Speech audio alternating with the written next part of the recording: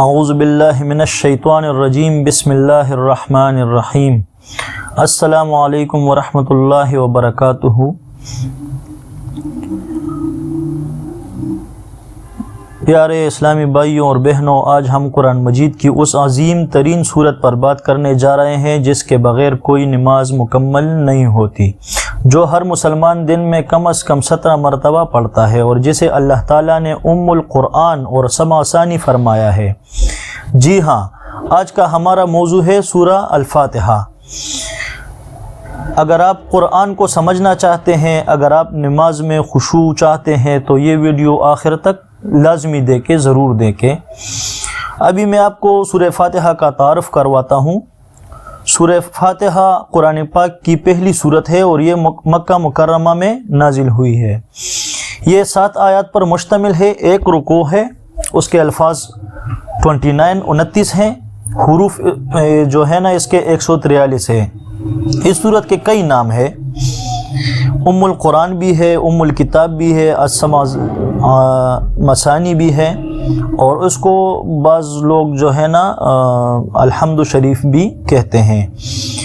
یہی وہ صورت ہے جس سے قرآن کا آغاز ہوتا ہے اور یہی وہ صورت ہے جس سے ہر نماز شروع ہوتی ہے۔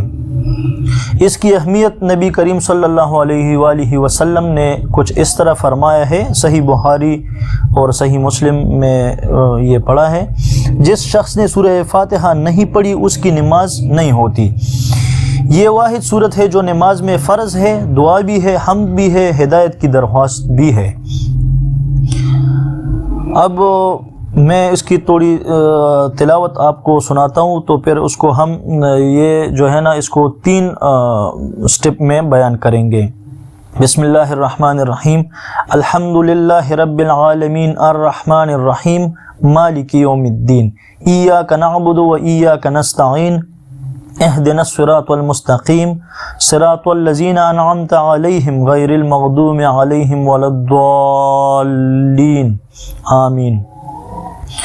ابھی میں اس کی تشریح آپ کے سامنے رکھتا ہوں۔ بسم اللہ الرحمن الرحیم، شروع کرتا ہوں اللہ کے نام سے جو نہایت مہربان بے حد رحم کرنے والا ہے۔ یہ ہمیں سکھاتی ہے ہر کام اللہ کے نام سے شروع کرو، اللہ کی رحمت پر یقین رکھو۔ الحمدللہ رب العالمین، تمام تعریفیں اللہ کے لیے ہے جو تمام جہانوں کا رب ہے۔ یہ آیت ہمیں شکر سکھاتی ہے کہ ہر نعمت، ہر کامیابی، ہر سانس اللہ کی طرف سے ہے، اس پہ ہمیں اللہ تعالیٰ کا شکر ادا کرنا چاہیے۔ الرحمن الرحیم، وہ بڑا مہربان نہایت رحم کرنے والا ہے۔ یہ آیت ہمیں امید دلاتی ہے کہ ہمارا رب سخت نہیں بلکہ رحمت کرنے والا ہے۔ مالک یوم الدین، وہ بدلے کے دن کا مالک ہے۔ یہ آیت ہمیں یاد دلاتی ہے کہ ایک دن ہمیں اپنے اعمال کا حساب دینا ہے۔ یہ پہلا سٹیپ ہے، ہم نے اللہ تعالیٰ کی بڑائی بیان کی ہے، ہم نے اللہ تعالیٰ کی تعریف کی ہے۔ اس کے بعد دوسرا سٹیپ آتا ہے ایاک نعبد و ایاک نستعین، اے اللہ ہم تیری ہی عبادت کرتے ہیں اور تجھ ہی سے مدد مانگتے ہیں۔ یہ توحید کی سب سے مضبوط آیت ہے کہ عبادت بھی صرف اللہ کی اور مدد بھی صرف اللہ سے۔ اہدنا الصراط المستقیم، اے اللہ ہمیں سیدھا راستہ دکھا۔ یہ ابھی جو ہے نا تیسرا سٹیپ ہے اس کا۔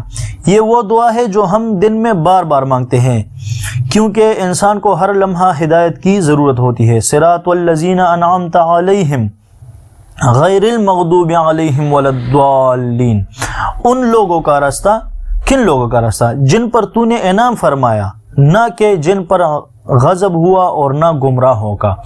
یہ 3 سٹیپ ہیں۔ پہلے سٹیپ میں ہم اللہ تعالیٰ کی بڑائی بیان کرتے ہیں، ٹھیک ہے۔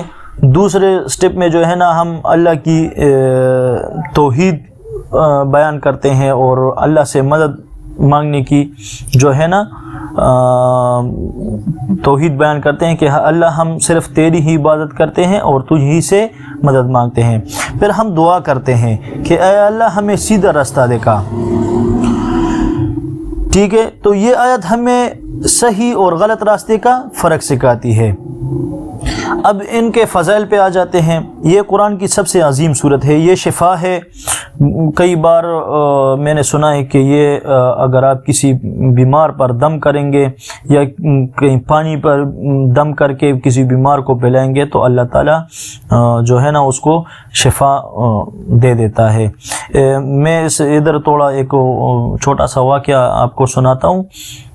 ایک دفعہ کچھ صحابہ کرام تھے، وہ کہاں ایک جگہ سے ان کا گزر ہوا، تو ادھر جو لوگ رہنے والے تھے، یا میں آپ کو قبیلہ بھی بتا سکتا ہوں یا ایک گاؤں والے، تو انہوں نے مہمان نوازی نہیں کی، تو اس پہ صحابہ کرام توڑے جو ہے نا وہ ناراض ہو گئے کہ یار ان لوگوں نے ہماری مہمان نوازی نہیں کی۔ تو ادھر ان کا جو سردار تھا تو ان کو ایک بچھو نے کاٹا، تو وہ لوگ صحابہ کرام کے پاس آ گئے اور ان کو کہا کہ ہمارے سردار کو ایک بچھو نے کاٹا ہے، تو اگر آپ کے پاس اس کا کوئی حل ہے تو پلیز ہم کو دے دے تاکہ ہمارا سردار جو ہے نا وہ بچ جائے۔ تو اس میں ایک صحابی تھے، وہ گئے ان کے پاس اور یہ سورہ فاتحہ پڑھ کر اس پر دم کیا، تو کچھ دیر ہی بعد جو ہے نا وہ اس سے پہلے میں آپ کو بتاتا ہوں، ان پہ شرط صحابہ کرام نے لگائی کہ اگر ہم نے ان کو شفایاب فرمایا اللہ کے توسط سے تو ان کے بدلے آپ کیا دیں گے؟ تو انہوں نے کچھ یہ بکریاں وغیرہ اور بیڑ جو تھے نا ان کو دینے کا کہا کہ ہم لوگ آپ کو یہ بکری وغیرہ دے دیں گے اور اگر یہ ٹھیک ہو گیا تو پھر ایک صحابی نے سورہ فاتحہ پڑھ کر دم کر لی اور کچھ دیر بعد وہ ان کا سردار جو تھا وہ ٹھیک ٹھاک ہو گیا۔ تو پھر انہوں نے تو بکریاں لینی تھی، تو حضور صلی اللہ علیہ وسلم کی خدمت میں حاضر ہوئے اور کہنے لگے کہ سارا معاملہ ان کو سمجھایا کہ اس طرح ہوا اور ہم نے دم کیا، وہ ٹھیک ہو گیا، لیکن ہم بکریاں لینے سے پہلے آپ کے پاس اس لیے آ گئے کہ کیا یہ لینا چاہیے یا نہیں؟ تو حضور صلی اللہ علیہ وسلم نے فرمایا کہ ہاں کیوں نہیں، اور میں نے اس طرح بھی سنا ہے کہ انہوں نے فرمایا کہ اس میں میرا بھی حصہ کرو۔ تو میں آپ کو ایک بات یہ یاد دلا دوں کہ جب ہمارے بچے بیمار ہو جاتے ہیں یا ہم میں سے کوئی بیمار ہو جاتا ہے تو ہم کسی کے پاس جاتے ہیں، وہ ہم کو دم کرتے ہیں، ہم اللہ کے فضل و کرم سے ٹھیک ہو جاتے ہیں، تو ان کو جو میں آپ کو اس میں کیا کہہ سکتا ہوں، لیکن اگر پیسے صاف الفاظ میں کہتا ہوں کہ اگر آپ ان کو پیسے دینا چاہتے ہیں یا کوئی فروٹ وغیرہ یا کوئی اور چیز آپ ان کو دینا چاہتے ہیں تو یہ غلط کام نہیں ہے، ٹھیک ہے۔ اللہ تعالیٰ فرماتے ہیں میں نے نماز سورہ فاتحہ کو اپنے اور بندے کے درمیان تقسیم کیا ہے۔ ابھی یہ بطور دعا جب آپ پریشان ہو، بیمار ہو، راستہ بھٹک گئے ہوں تو سورۃ فاتحہ دل سے پڑھیں۔ یہ صرف الفاظ نہیں، یہ اللہ سے براہ راست بات ہے، براہ راست میں سچی بات کہہ رہا ہوں۔